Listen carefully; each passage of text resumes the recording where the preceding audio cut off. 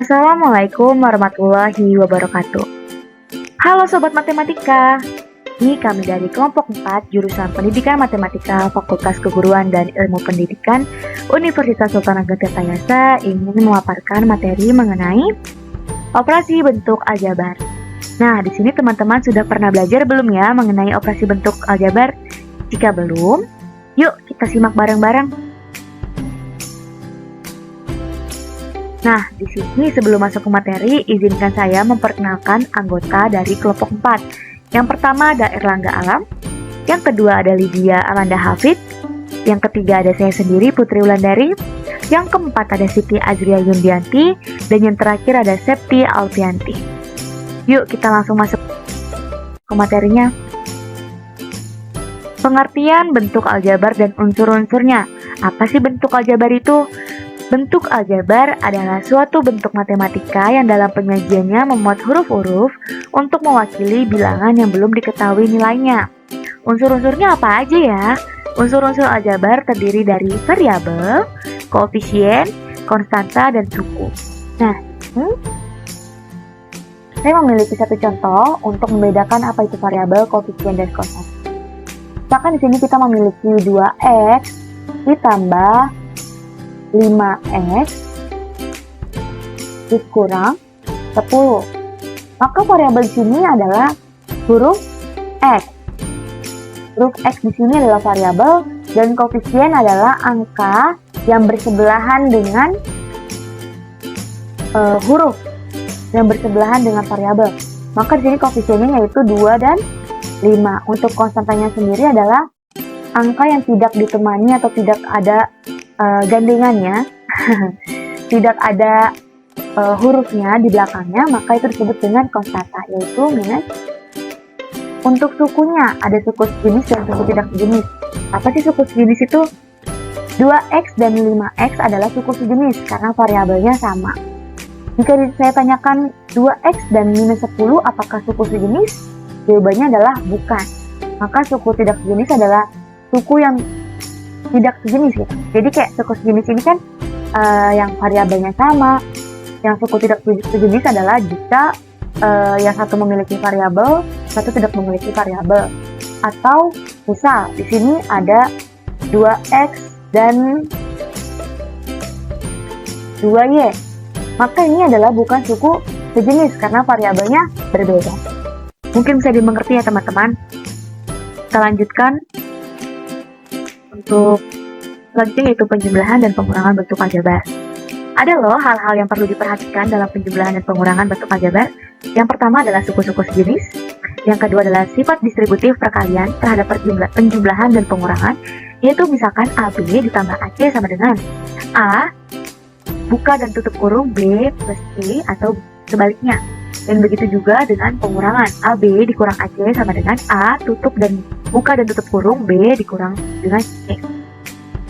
Selanjutnya yaitu hasil perkalian dua bilangan bulat, yaitu hasil perkalian dua bilangan bulat positif atau dua bilangan negatif adalah bilangan bulat positif.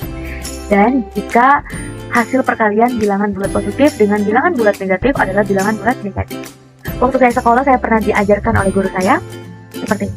Jika negatif bertemu dengan negatif, maka hasilnya positif. Jika positif bertemu dengan positif, maka hasilnya negatif. Jika negatif bertemu dengan positif, maka hasilnya negatif. Begitu juga sebaliknya, jika positif bertemu dengan negatif adalah negatif. Mungkin teman-teman pernah diajarkan seperti itu oleh gurunya dan boleh nih diingat-ingat lagi, karena ini sangat berguna dalam materi bentuk aljabar ini. Kita masuk. Setelah itu ada perkalian bentuk aljabar. Nah, di sini ada yang pertama perkalian antara konstanta dengan bentuk aljabar. Konstanta di sini kita simbolkan dengan huruf K dan bentuk aljabar sini adalah AX. Maka seperti di layar, K dikalikan dengan buka dan tutup kurung AX, maka hasilnya KAX. Jika K dikalikan dengan buka dan tutup kurung AX ditambahkan B, maka hasilnya KAX ditambah KB. Kenapa bisa seperti itu? Kita kalikan pelangi. K dikalikan dengan AX, K dikalikan dengan B. Kenapa di sini positif? Karena ya. Oke, kita lanjut ya teman-teman. Untuk contohnya, 3 dikalikan buka dan tutup kurung X minus 2 ditambah 6 buka dan tutup kurung, 7x ditambah 1. Maka kita kalikan pelangi seperti yang tadi. 3 dikalikan ke x dan 3 dikalikan ke minus 2. 6 dikalikan ke 7x dan 6 dikalikan ke 1. Hingga hasilnya, ini dikalikan ini sama dengan 3x, 3 dikalikan minus 2 sama dengan minus 6. Benar ya? Dan 6 dikalikan 7x sama dengan 42x dan 6 dikalikan dengan 1 sama dengan 6. Tadi kan ada ya hal-hal yang perlu diperhatikan. Yang pertama adalah suku-suku sejenis. Jadi di sini ada 2 suku nih. Jadi kita kelompokkan dulu hal-hal yang sejenis. 3x dengan 42x sejenis karena variabelnya sama. Maka bisa kita tulis buka dan tutup kurung 3 ditambah dengan 42x dikurang 6 ditambah 6. Maka hasilnya 45x karena min 6 ditambah 6 sama dengan 0. Oke, kita lanjut teman-teman. Perkalian bentuk aljabar yang kedua yaitu perkalian antara dua bentuk aljabar. Ada 2 cara di sini, ada dengan cara sifat distributif dan dengan cara skema. Jika menggunakan sifat distributif, maka kita memiliki buka dan tutup kurung ax ditambah b dikalikan dengan buka dan tutup kurung cx ditambah d. Maka hasilnya ax kita kalikan ax dikalikan dengan cx, ax dikalikan dengan b, b dikalikan dengan cx, b dikalikan dengan d. Maka hasilnya ax dikali cx ditambah ax dikali d ditambah b dikali cx dan ditambah b dikali d. Maka hasilnya acx kuadrat, karena sini x ada 2.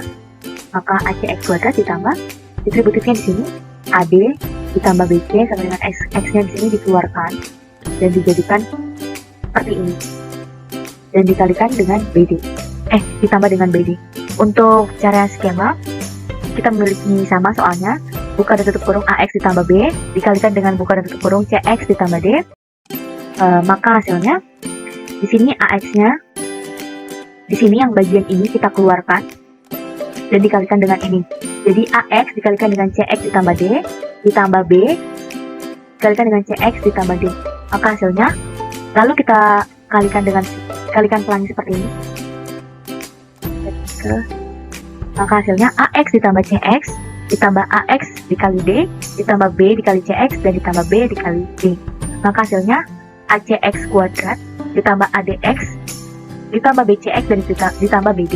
Jadi bisa kita keluarkan ya, sama seperti sifat distributif. X kita keluarkan, maka ad ditambah bc dan tutup kurung dikali x. Maka hasilnya acx kuadrat ditambah buka dan tutup kurung ad ditambah bc dikali x ditambah bd. Hasilnya sama aja, tapi cara yang digunakan adalah berbeda. Tapi jika saya disuruh memilih untuk menggunakan cara yang mana, saya akan menggunakan sifat distributif. Karena dilihat lebih sederhana menggunakan sifat distributif. Kita lanjut ke contoh soal.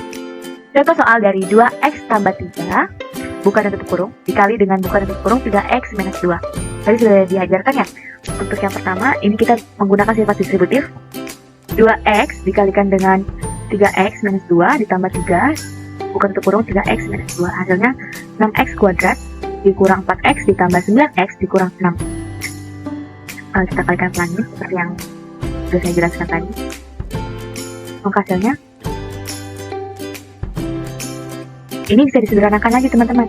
Jadinya 6x kuadrat 4x ditambah 9x sama dengan 5x kurang 6. Ya, untuk cara kedua dengan skema, silakan kalian coba sendiri ya. Sesuaikan dengan contoh yang tadi sudah saya berikan.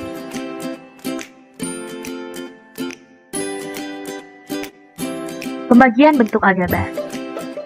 Sebelum membagi, kita tentukan dulu faktor sekutu masing-masing bentuk aljabar, lalu lakukan pembagian pembilangan dan penyebutnya. Contohnya, misalkan di sini ada 6a pangkat 3 dikali b pangkat 2 per atau dibagi dengan 3x kuadrat dikali b. Ini bisa kita langsung sederhanakan dengan 3a pangkat 2, kita faktorkan gitu, difaktorkan 3a pangkat 2 dikali b buka dan tutup kurung dikali 2ab per 3a kuadrat dikali b. Ini bisa langsung kita coret ya teman-teman. Ini habis. Misalnya adalah 2ab.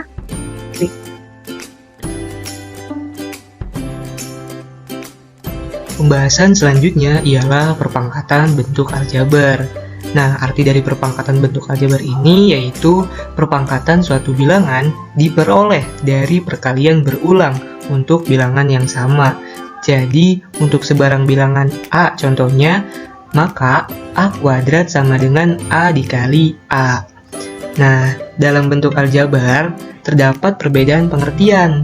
Contohnya seperti pada bentuk 3A kuadrat itu tidak sama dengan dalam kurung 3A kuadrat. Karena pada bentuk 3A kuadrat ini hanya A-nya saja yang dikuadratkan. Nah, kita bisa lihat di sini ada 3 dikali A sama dengan 3A kuadrat. Sedangkan pada bentuk 3A kuadrat yang ini, yang dalam kurungnya itu 3A, itu 3A-nya yang dikuadratkan. Jadi 3A dikali 3A sama dengan 9A kuadrat. Lalu terdapat juga nih bentuk yang ada negatifnya seperti ini. Di sini ada negatif 3A kuadrat itu tidak sama dengan negatif 3A kuadrat. Nah, bentuk yang pertama itu hanya 3A-nya saja yang dikuadratkan gitu. Sedangkan bentuk yang kedua ini diikut sertakan negatifnya, maka negatif 3A-nya yang dikuadratkan. Gitu. Perpangkatan suku 2. Pada perpangkatan bentuk aljabar suku 2, koefisien tiap suku ditentukan menurut segitiga Pascal. Misalkan kita akan menentukan pola koefisien pada penjabaran bentuk aljabar suku 2, seperti pada bentuk A ditambah B pangkat 1 sama dengan A ditambah B. Koefisiennya 1, 1, karena variabel A cuma 1 dan variabel B juga cuma 1. Lalu di sini pada bentuk A ditambah B kuadrat sama dengan A ditambah B dikali A tambah B, hasilnya sama dengan A kuadrat ditambah 2AB ditambah B kuadrat, itu koefisiennya 1, 2, 1. Karena variabel A cuma 1, terus yang di tengah variabel AB itu ada 2, lalu variabel B cuma 1. Dan pada bentuk terakhir ini ada A tambah B pangkat 3. Di sini sama dengan A tambah B dikali A tambah B kuadrat. Hasilnya A pangkat 3 ditambah 3A kuadrat B ditambah 3AB kuadrat ditambah B pangkat 3. Nah, koefisiennya 1, 3, 3, 1. Karena variabel A-nya cuma 1, lalu variabel A kuadrat B-nya ada 3, ditambah AB kuadratnya itu ada 3, lalu ada variabel B-nya cuma 1. Nah, di sini cocok gitu. Perhatikan pola koefisien yang terbentuk dari penjabaran bentuk aljabar A tambah B pangkat N. Pola koefisien tersebut ditentukan menurut segitiga Pascal berikut. Nah, di sini kita bisa melihat segitiga Pascal, nah pola koefisien itu. Nah, di samping kirinya ini terdapat bentuk aljabarnya dari A tambah B pangkat 0 sampai A tambah B pangkat 6. Nah, pada segitiga Pascal tersebut, bilangan yang berada di bawahnya ini diperoleh dari penjumlahan bilangan yang berdekatan yang berada di atasnya. Nah, kita bisa lihat contoh soalnya. Di sini ada min 3P kuadrat Q kuadrat, itu sama dengan min 3P kuadrat Q dikali min 3P kuadrat Q, itu sama dengan 9P pangkat 4 Q kuadrat. Nah, di sini kita bisa tahu hasilnya ya, karena min 3 dikali min 3 itu 9, P kuadrat dikali P kuadrat itu P pangkat 4, lalu Q dikali Q itu Q kuadrat. Nah, lanjut, ada latihan soalnya. Pak Mansur memberi 600 koin kepada ketiga anaknya. Anak yang kedua diberi 25 koin lebih banyak dari anak yang ketiga. Anak yang pertama mendapatkan 3 kali dari anak yang kedua. Banyak koin yang diterima anak ketiga adalah A 125 koin, B 375 koin, C 100 koin, D 500 koin. Pembahasan soalnya, misal koin yang diterima anak ketiga itu sama dengan X. Nah, diketahuinya jumlah koin sama dengan 600. Koin anak kedua itu 25 tambah X. Koin anak pertama 3 dikali 25 tambah X, itu sama dengan 75 ditambah 3X. Nah, pertanyaannya itu berapa banyak koin yang diterima anak ketiga? Di sini ada solusinya ya. Nah, solusinya gini. X ditambah 25 tambah X, itu kan dalam kurung, ditambah dalam kurung lagi 3X ditambah 75 sama dengan 600. Nah, dilanjut kita operasikan. Di sini X tambah 3X tambah 25 tambah 75 sama dengan 600.